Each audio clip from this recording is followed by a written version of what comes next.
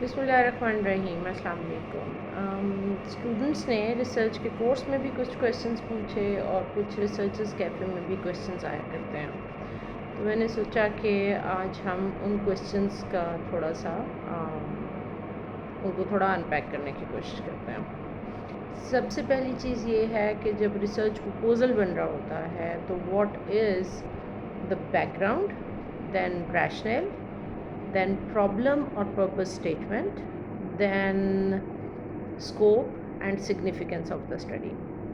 तो बैकग्राउंड में आप सबसे पहले जो टॉपिक ऑफ रिसर्च या जो एरिया ऑफ रिसर्च आप चूज़ करें उसकी अब तक की जो हिस्ट्री है और जो मेजर फीचर्स हैं उसकी अब तक की हिस्ट्री के वो कोट करें।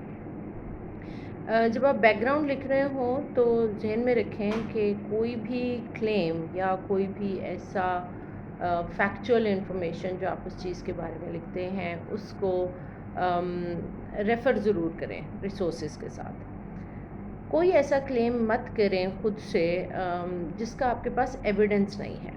अगर आप कोई ऐसी चीज़ बैकग्राउंड में लिख डालते हैं तो उस पर क्वेश्चन मार्क आता है कि ये आपको कैसे पता चला, इसका सोर्स क्या है। फॉर एग्ज़ाम्पल बच्चे लिख देते हैं कि examination system of Pakistan is Fehling.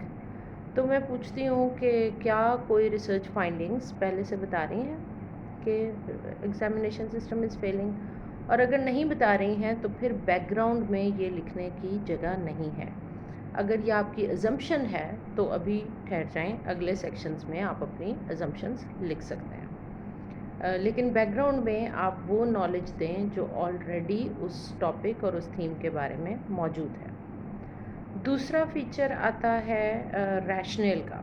आप बैकग्राउंड देने के बाद बैकग्राउंड को एंड उस जगह पे करें जहाँ पर आप अब तक की सूरत हाल बता चुके हो, और फिर रैशनल डेवलप करें। रैशनल ये है कि why a study is needed, why further research is required at this moment of time and in the space where you are.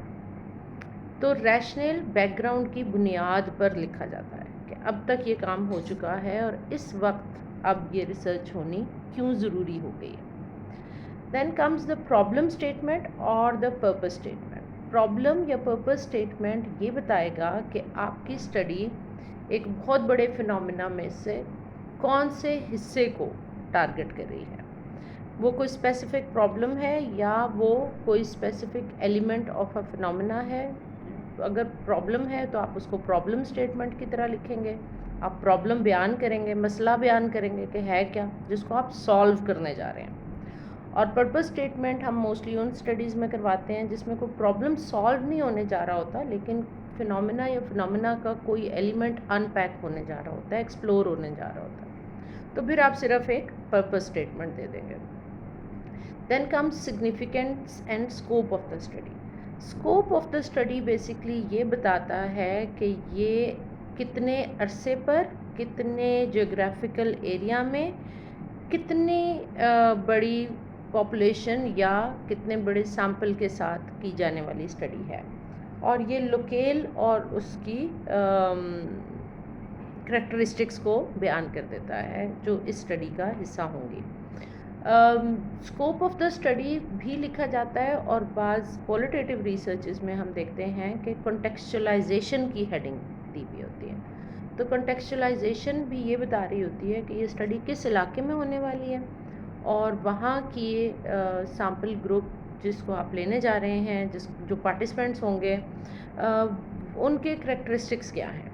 और क्योंकि क्वालिटेटिव रिसर्च में कंटेक्चुअलाइजेशन एक बहुत इंपॉर्टेंट फीचर है, तो ये एक सेपरेट हेडिंग बना के भी लिखी जाती है। सिग्निफिकेंस ऑफ द स्टडी पे बड़ी बहस होती है, और सिग्निफिकेंस ऑफ द स्टडी को मुख्तलिफ़ तरीक़ों से लिखा जाता रहा है जब आप स्टडीज़ देखेंगे। जो मुझे बेहतरीन तरीका लगा है वो ये है कि सिग्निफिकेंस ऑफ द स्टडी ये है कि एक तो वो ये बताए कि ऐसा कौन सा नया नॉलेज क्रिएट करने जा रहे हैं आप इस स्टडी से जो आपके ख्याल में पहले से मौजूद नहीं है। दूसरा, ये जो न्यू नॉलेज होगा ये किन लोगों के काम आने वाला है। اس کی کیا سگنیفیکنس ہے، یہ کن مسائل کا حل پیش کرے گا، یا یہ کن لوگوں کے لیے یوزفل ہوگا، اور اگر یہ اسٹڈی نہیں ہوتی تو کیا گیپ رہ جائے گا. دس از دا سگنیفیکنس. ایک، کیا نیا نالج کریٹ ہونے جا رہا ہے، دوسرا یہ کن لوگوں کے لیے یوزفل نالج ہوگا، اور تیسرا اگر یہ اسٹڈی نہیں ہوئی تو کیا گیپ رہ جائے گا. اس کے بعد کچھ فردر ہیڈنگز ہوتی ہیں ریسرچ پرپوزل میں، جس پر ہم ان شاء اللہ تعالیٰ جلدی دوبارہ بات کریں گے. Thank you.